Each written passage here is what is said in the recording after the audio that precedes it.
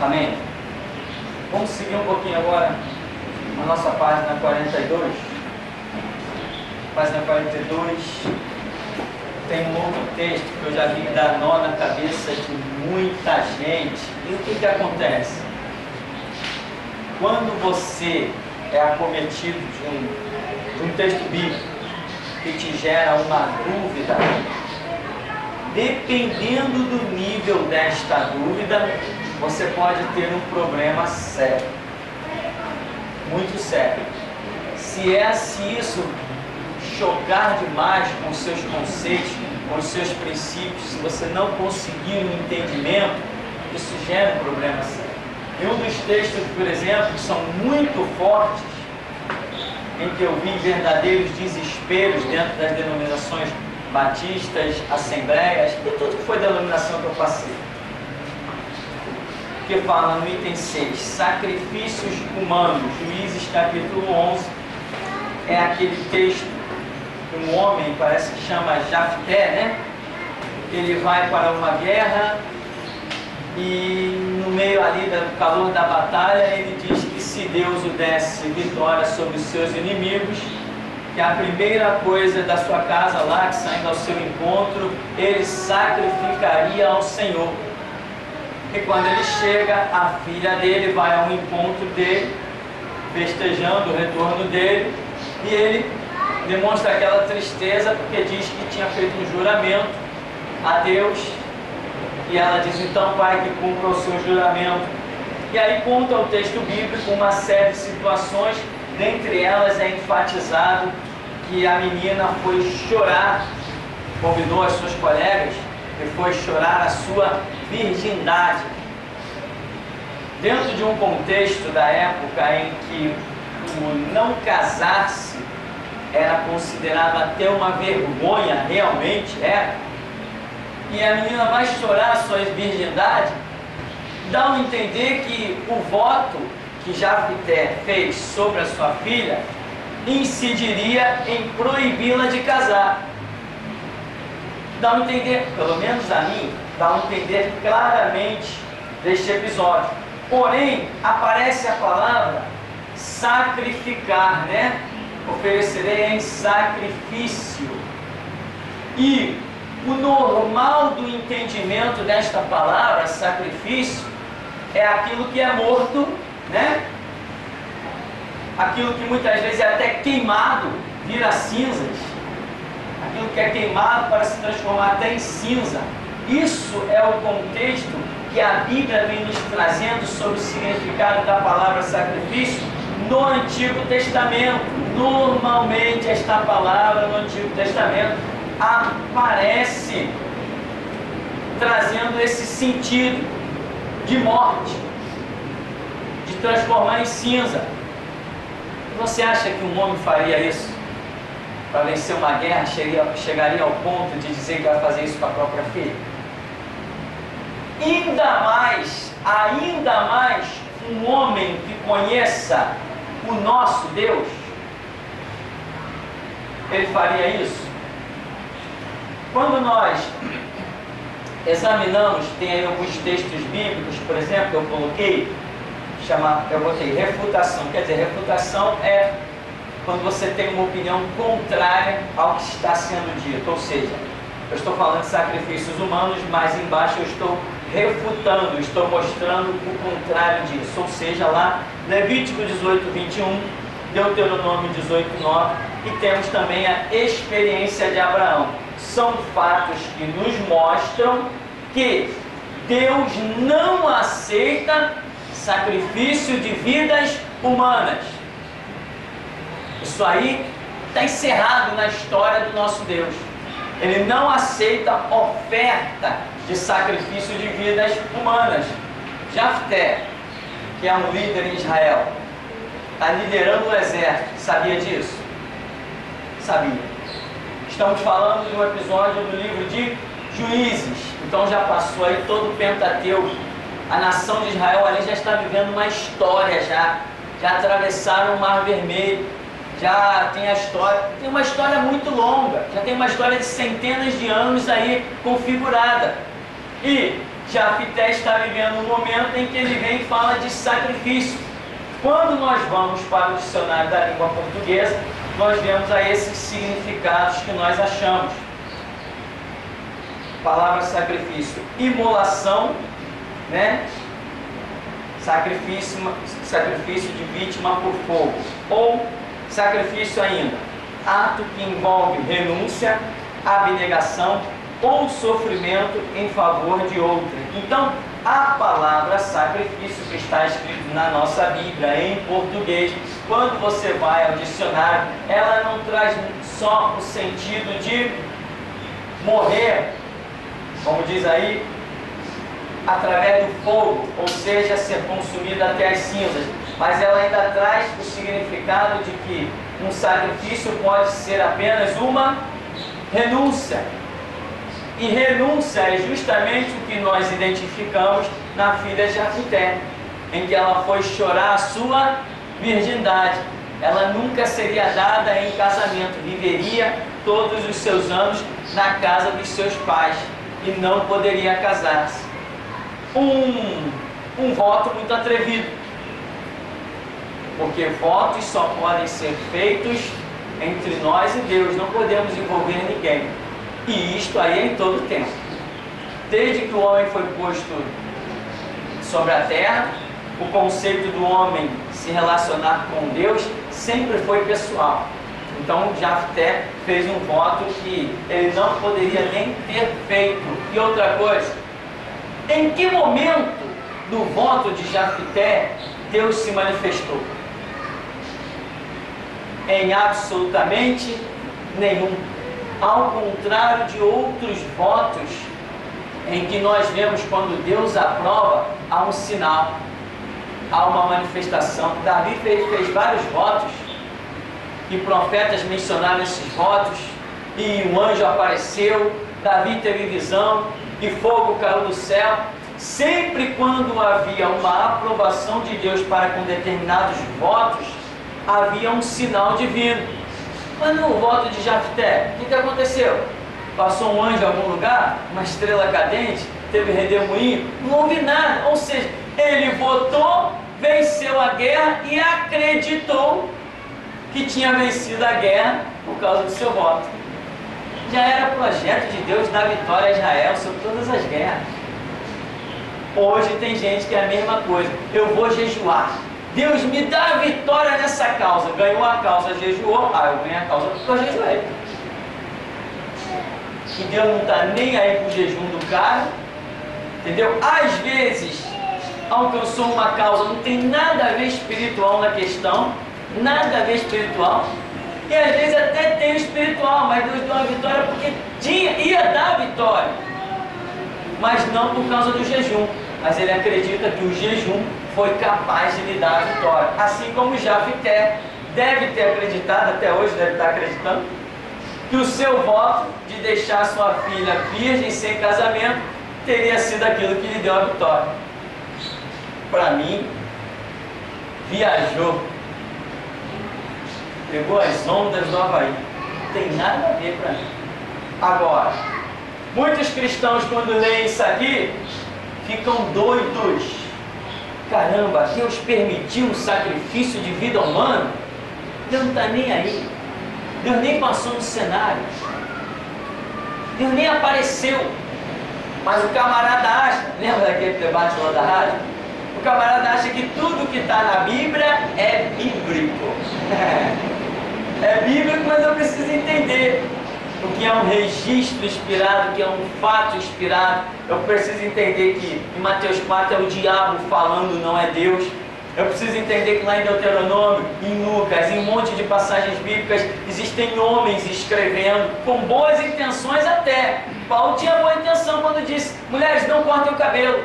Era boa intenção, era má. Ele não buscava edificar a igreja de Cristo. Ele tinha boa intenção, mas errou. Não adianta, errou e ponto final. Ele tinha que defender a doutrina certa, dizer que, como ele tinha dito, olha, a circuncisão é aonde? No coração. Então ele tinha que, da mesma maneira, dizer assim, olha, esse negócio de corte de cabelo, esquece isso. Vamos ver os frutos da vida de cada um. Nenhum cristão é identificado por corte de cabelo, nem por roupa. O cristão é identificado quando ele abre a boca e fala das grandezas de Deus. A língua que o Espírito Santo usa, essa é de Deus. A que ele não usa, não é de Deus, é para mostrar. Então Paulo ali errou também, mas tinha má intenção? Não, claro que não. Paulo está dando a vida pelo Evangelho, ele tem boa intenção. Mas cuidado, porque de boa intenção o inferno está cheio. Então não é boa intenção, eu tenho que seguir regras. Eu nasci, eu fui criado para seguir regras. Eu sou livre para seguir regras. Sabia disso? Eu sou livre. Não, eu sou livre para seguir regras. Foi para isso que Deus me libertou, para poder seguir regras. Regras dele. Não é regra feita em Congresso Nacional, não. Regra dele, feita na Bíblia. Então, Jafté, este homem brilhante, dando a vida numa guerra pelo povo de Israel, fez um voto que Deus... Como é que é? Não entendi, repete. Não entendeu. Deus não estava nem aí com o voto dele. Mas que Deus estava aí para a boa intenção dele? Sim. Em nenhum momento a Bíblia vai mostrar aprovação. Você vê que algumas coisas na Bíblia são interessantes e Jesus Cristo parece que para demonstrar que aquilo foi uma realidade, ele faz menção.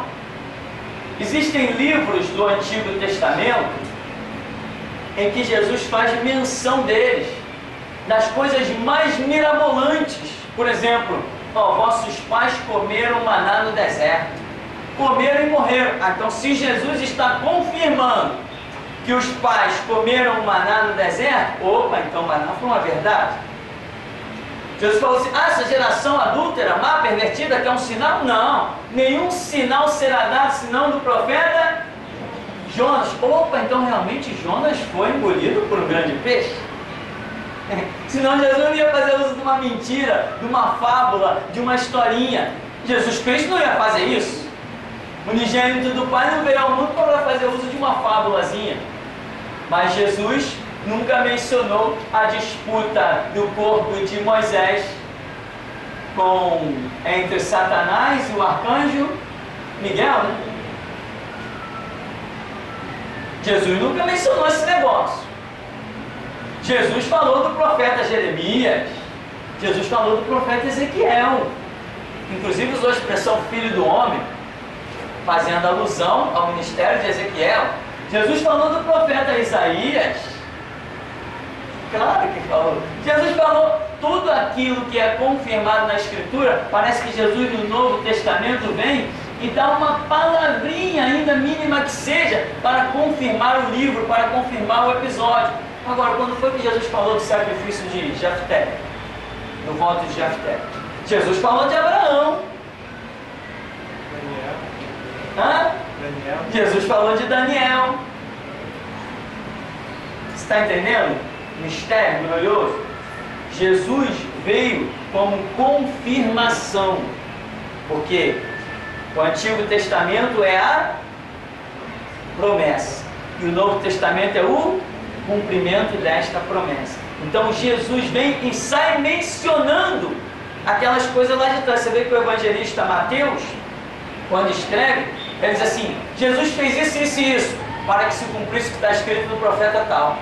Jesus fez isso para que se cumprisse o que está escrito no profeta tal. Então Jesus, tanto com as suas palavras quanto com a sua vida, ele confirma os episódios do Antigo Testamento. Mas ele nunca confirmou o voto de Jafté. Ele nunca falou: assim como Jafté fez aquele grande voto, eu não fez. Então, isso é um entendimento raro. Isso é um entendimento muito raro. Normalmente as pessoas passam por cima disso e acabam não tendo a sabedoria suficiente para concluir certos episódios. Então, eu creio que Jafté não sacrificou filha nenhuma, e creio mais ainda que o voto dele não serviu para nada. Agora me crucifiquem os meus amigos. Podem me crucificar, mas que eu vou andar no que eu creio, pô, nasce louco. Bom, então, para mim, a palavra sacrifício no voto de Jafité, ela inclui uma renúncia, abnegação ou sofrimento que a sua filha acabou tendo que fazer por causa do seu voto meio doido, atrevido, né? Teve um outro homem que fez um voto também bem atrevido. Quem foi ele? Saul, né? Qual foi o voto dele? Foi que naquele dia nenhum homem de Israel comesse nada. O cara está decretando jejum até pelos outros. Nós não precisamos ir longe, né? Tem igreja por aí que decreta, não tem? Olha, o dia tal é o dia do jejum, todo o povo em jejum. Eu já participei de igreja assim. E pior, ainda fiz o jejum. E com uma fome. Então, se tem pastores hoje, a igreja está quase saindo da terra, e tem pastores hoje decretando jejum. Lá em Minas, então, esses interior aí, uma catástrofe. Os pastores chegam a decretar 2, 3 dias de jejum. Mas eles têm regra no jejum, ó. No primeiro dia é um jejum de carne, não pode comer carne. O segundo dia é o jejum de refrigerante, não pode tomar refrigerante. No terceiro dia é outro jejum, e vão fazendo assim. Ou seja, as pessoas ditando regra de conduta para outra pessoa.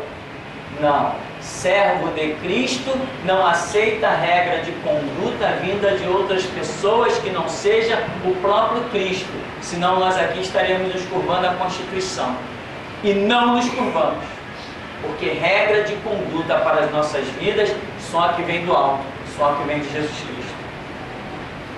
Mas a história vai tomando seu lugar. Nós temos ainda aí Saul, né? Falamos dele, aparece aí Saul e a pitonisa. Lembra? Isso aqui você vai examinar os textos, com as informações que você está recebendo, com a graça que o Espírito Santo está concedendo a você, na sua mente.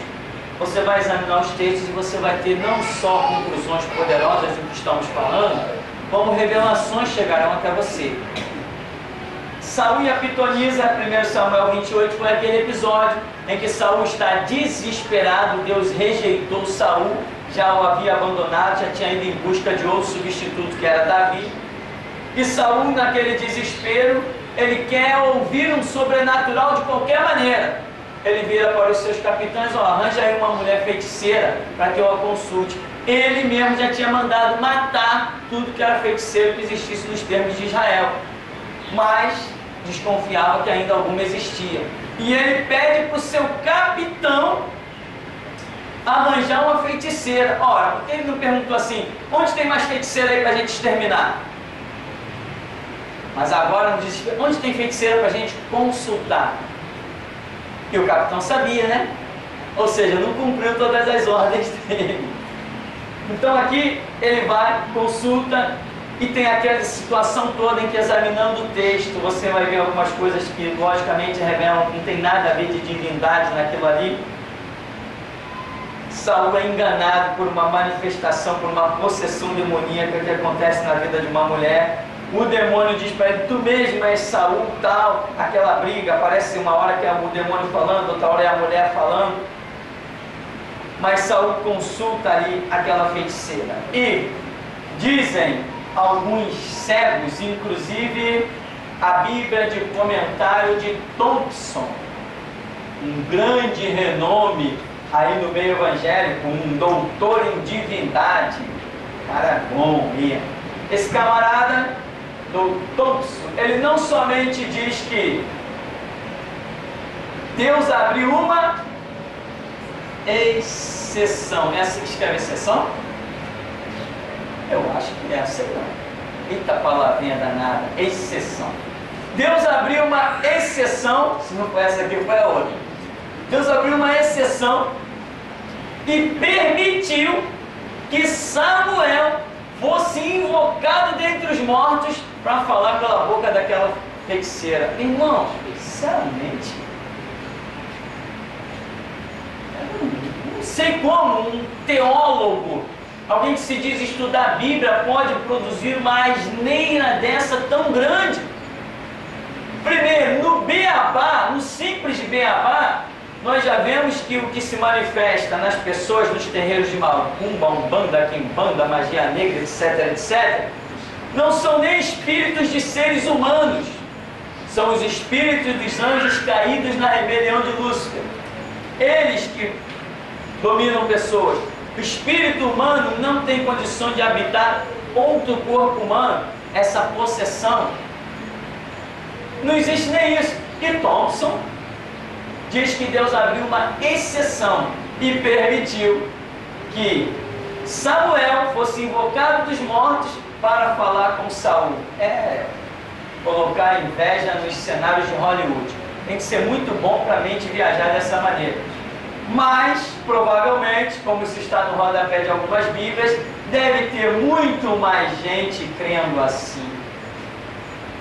Esse mesmo Thompson diz que, lá em Gênesis, quando viram os filhos de Deus, que as filhas dos homens eram formosas e tomaram para si todas quantas quiseram e coabitaram com elas. Diz esse Thompson que os filhos de Deus eram os anjos e as filhas dos homens eram seres humanos, ou seja, relacionou-se seres humanos com anjos e nasceram gigantes. Gigante mesmo é a mente desse cidadão. Isso que é uma mente gigante. Ô raça, vai ser burro assim, não sei aonde. Aí vem Jesus em Mateus, perguntam para Jesus no capítulo, parece 22, né? Perguntam para Jesus: Senhor, uma mulher teve 7 maridos, os 7 morreu. Na ressurreição dos mortos, de quem ela vai ser esposa? Eles falam: o negócio de vocês é casamento, né? Vocês estão preocupados com isso. Aí Jesus falou assim: errais por não conhecer as Escrituras e nem o poder de Deus. Porque na ressurreição não se casam, nem se dão em casamento, serão semelhantes aos. Na ressurreição não existe sexo, não existe sentimento amoroso. Na ressurreição não existe reprodução. Serão semelhantes aos anjos. O que Jesus está dizendo? Os anjos não produzem, não fazem sexo. Mas Thompson discorda. Thompson, teólogo, doutor em divindade, cara é bom. Ele discorda, ele diz que não, que lá em Gênesis se relacionaram as filhas, os anjos com mulheres e nasceram gigantes. O que é que falta? Leitura bíblica, conhecimento da Escritura. As pessoas têm mais pressa de falar do que de estudar. Você tem que estudar, meu irmão. Estudar muito. Estudar muito. Às vezes, você sabe que para mim, seminário não forma para pastor. Mas às vezes algumas pessoas vêm dizer assim para mim: o que é preciso para ser um pastor? Ímpio, né? Ímpio pergunta isso. Por inveja do ministério, por bronca, por raiva. Aí eles acham que vão me ofender. Eles não sabem o baú de surpresa que eu carrego nas minhas costas. Se eles soubessem, eles nunca tentariam nada contra mim. Mas, o que é necessário para ser um pastor? Eu falo assim: bom, no meu caso foi necessário só 13 anos de estudo. Uma vez chegou perto de mim e falou assim: quando eu fundei a igreja aqui, o cidadão ficou com tanta inveja, tanta mágoa, tanta raiva. Ele falou assim: não, eu tenho condições de ser um pastor. Eu falei: claro que tem. Não, eu tenho. Eu falei: tem sim. O que é preciso? Eu falei: nada. Não é nada. Você está dizendo que já tem condição, quer saber o que é preciso? Se tem condição, porque já sabe o que é preciso. Vai em frente, funda uma igreja. Boa voyagem. As trevas o aguardam. Então, irmão, outra coisa, esse negócio de rodapé de Bíblia, cuidado, tá, irmão? Bíblia é uma coisa, rodapé de Bíblia é outra. Tem muita gente que seguia por esses rodapézinhos escritos lá, aquelas margens, númerozinho pra cá. Aquilo é bom quando tá certo, quando tá errado. Porque eu já vi gente pregando por causa de rodapé. Falei: peraí, o que esse cara tá falando? Olhei assim, Bíblia de Genebra, eu falei, já sei o que ele está falando. Está lendo o rodapé, está pensando que é o mais sábio, mal sabe ele que o que está no rodapé é tudo antibíblico. Daquele caso que ele estava mencionando, a teologia que ele estava falando, lendo o rodapé, era totalmente infundada. E o camarada está ali de Bíblia na mão, lê o texto e está ele mandando ver no rodapé da Bíblia. A Bíblia de Genebra, com alguns comentários. Tem a Bíblia Plenitude também. Eu até tenho uma versão dessa. Também tem muito comentário de rodapé. Aquilo ali é comentário de homens. Pode estar certo, como pode estar errado. Então, Jesus falou, examinai o rodapé. Examinai a Escritura. Num tempo que não tinha nem margem, nem rodapé. Então, meu irmão, tem que tomar cuidado com isso. Então Saul invocou uma feiticeira e foi enganado por um demônio. Provavelmente se manifestou naquela feiticeira um tranca-rua, um sete capa, uma estrucaveira, um preto velho, uma maria mulã, uma pombagira. Alguma coisa desse lixo aí se manifestou ali naquela mulher e enganou Saul. Enganou a tal ponto que ele vai para a guerra. Ao invés de fugir, entender que ele ia cair a espada, ele está com a mente tão tortuosa que o demônio até disse assim para ele, olha, tu e teus filhos vão estar comigo, se disfarçando de Samuel. E ele vai para a guerra e se suicida, né? Para falar em suicídio, o próximo ponto aí diz, Saul, morte ou suicídio. 1 Samuel 31, 2 Samuel 1-10. São duas passagens bíblicas, uma no final do 1 Samuel, a outra no começo de 2 Samuel, em que uma vai falar de um amalequita. Isso aqui é muito importante. Esse amalequita que diz que matou Saul. E a outra passagem vai falar que Saul suicidou-se.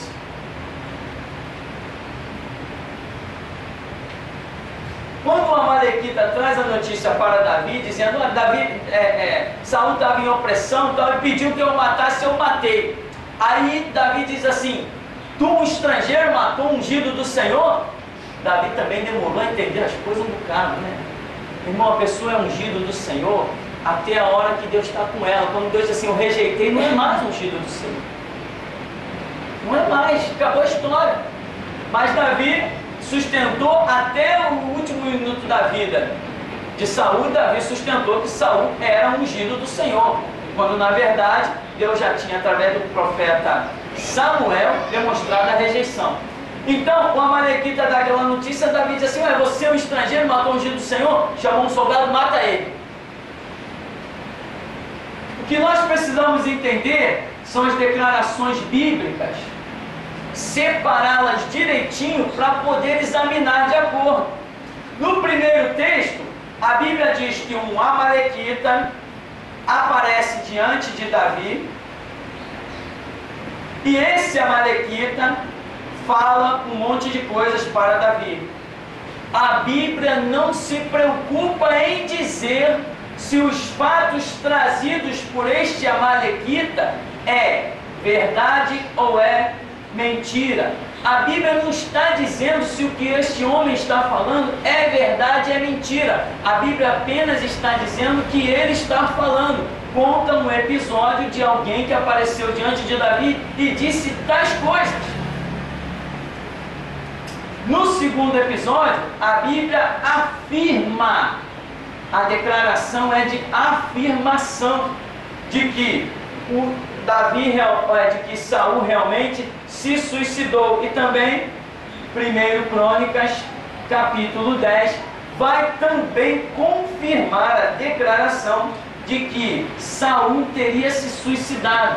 Então é necessário nós entendermos quando uma narrativa ela está trazendo uma afirmativa ou quando ela apenas está narrando um fato. Então aqui não existe nenhum confronto. como muitos loucos dizem por aí. Não, aqui está dizendo que mataram Saul, aqui está dizendo que ele se suicidou. Então há contradição na Bíblia. Não há contradição nenhuma, há contradição na cabeça dos loucos que querem achar contradição. Porque aqui a Bíblia está narrando o que o homem disse. É problema dele. A Bíblia está dizendo, fulano chegou e falou isso, aquilo, outro. Tá bom, falou. Foi verdade ou mentira? Não sei, ele falou. Ali é diferente. Nesses dois textos, a Bíblia está mostrando uma história muito mais encorpada e dizendo, Saul suicidou-se. Então nós chegamos à conclusão que Saul suicidou-se e não que um amalequita o tenha matado. Mas isso aqui não é fácil de entender, não. Isso é o tipo da coisa que até eu só vi ser entendido daqui mesmo. Nenhum lugar mais. Sim, inclusive isso aqui tem essas igrejas aí que fazem arguição quando alguém faz seminário para virar pastor. Quando eles vão consagrar a pessoa, antes de consagrar, chamam uma equipe de teólogos. Esses caras são bons demais, eu já vi um bocado deles, é um horror. Aí chama para examinar o novo candidato. Um dos textos usados, uma vez, num exame, foi esse. O teólogo lá, representante da junta das missões batistas, perguntou ao candidato a pastor. Aqui nós temos dois textos. Qual é a verdade? Davi, o amalequita matou Saul ou Saul se suicidou? Mas o camarada está fazendo uma pergunta que ele mesmo não tem a resposta. Ele apenas está usando um texto contraditório para jogar a pergunta para cima do candidato. Ele mesmo não sabia a resposta, mas jogou aquela bomba para cima do candidato para se engrandecer. E o candidato também, ceguinho, disse assim, não, aí tem dois textos, a Bíblia está afirmando duas coisas diferentes, então o senhor pode pegar a resposta que o senhor quiser. Deu uma resposta mal criada nesses termos, né? Quer dizer, cada um melhor que o outro, né? Não, ele errou. A Bíblia está afirmando as duas coisas. Não, aqui a Bíblia está narrando uma situação. Aqui ela está afirmando. A Bíblia está trazendo uma afirmativa só. A outra é apenas uma narrativa. Tipo assim, eu vou andando ali na rua e digo assim, puxa, eu ia descendo a ladeira, um rapaz veio ao meu encontro e disse que a meteorologia falou que amanhã vai chover. Tá, eu estou dizendo que alguém me disse que a meteorologia disse que vai chover. Esse alguém que me deu essa informação é verdade ou mentira? Estou só dizendo que ele disse. Eu não estou dizendo que é verdade, nem estou dizendo que é mentira. Agora, se eu ligar para o serviço de meteorologia, alô, é daí que veio os raios? É daqui mesmo. Vai chover amanhã? Aí eu posso dizer, não, a meteorologia afirmou que amanhã vai chover. Agora, eu estou afirmando que o cara disse, mas não sei se ele ligou, não sei se ele se informou, eu não sei de nada. Então existem esses detalhes na Escritura abundantemente. Por exemplo, Deuteronômio. Escreve lá no final, Deuteronômio, dizendo, Deus sepultou Moisés. Tá, o camarada está dizendo que Deus sepultou Moisés. Ele viu? Sepultou onde? Ele viu Deus? Ele viu Moisés morto? Ele viu o corpo?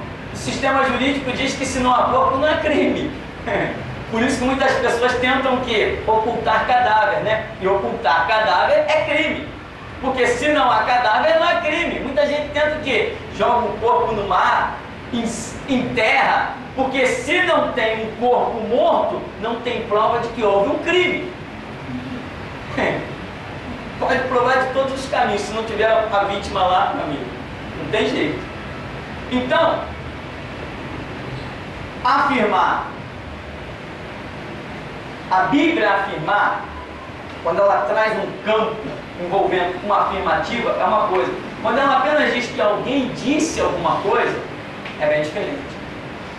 Então, isso acontece em Deuteronômio. Isso acontece com Judas, o apóstolo Judas, quando diz que o arcanjo Miguel contendia com o diabo a respeito do corpo de Moisés.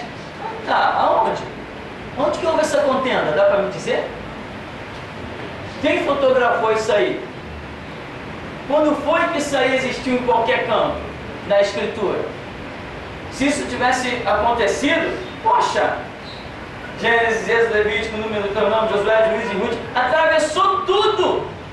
Todos os milhares de anos de história atravessou com isso oculto para depois chegar em Judas, uma folhinha antes de Apocalipse e ser revelado. Só Judas toca nesse assunto? É muito pouco para que eu dê crédito a isso. Porque dentro da minha cabeça, diabo não disputa corpo de Saulo. Imagina, o fato de Moisés ter sido um rebelde, ao invés de ordenar a rocha, bater na rocha, isso seria o bastante para ele tirar a sua salvação? Jamais, o diabo não tinha a mínima chance. Então, é um fato que não tem fundamento na Escritura. Bom, deixa eu ver, terminamos aí? Podemos terminar aí, porque o próximo episódio diz: seria Judas um traidor irremediavelmente perdido? Se você examinar os textos, você verá que Deus jamais predestina alguém ao erro, como também não predestina ninguém ao acerto.